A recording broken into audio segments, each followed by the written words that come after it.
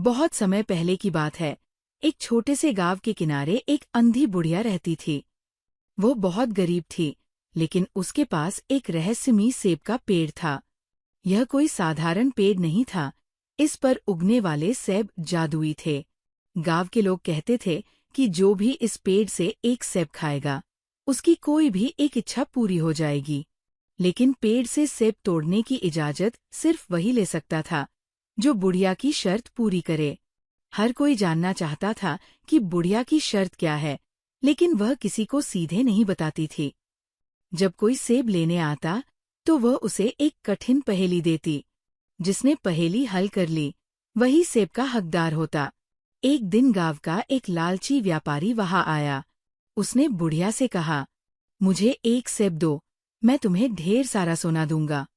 बुढ़िया मुस्कुराई और बोली, सोना मुझे नहीं चाहिए।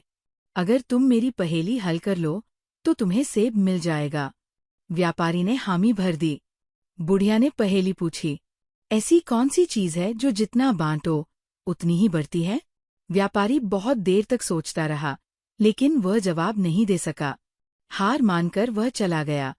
फिर एक दिन एक गरीब लड़का, जिसका नाम माधव था, वहां आया। उसने बुढ़िया से विनम्रता से पूछा, माँ, क्या मैं एक सेब ले सकता हूँ? बुढ़िया ने उसे वही पहेली दी। माधव ने बिना देर किए उत्तर दिया, प्यार और ज्ञान, ये जितना बांटो, उतना ही बढ़ता है। बुढ़िया प्रसन्न हुई और उसे एक जादुई सेब दे दिया।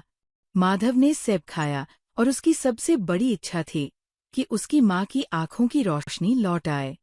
जैसे ही उसने ये इच्छा सोची, उसकी माँ की आंखों की रोशनी लौट आई। गांव में ये चमत्कार देखकर लोग समझ गए कि सच्चा दिल और अच्छी नीयत ही इस जादुई सेब को पाने की कुंजी थी।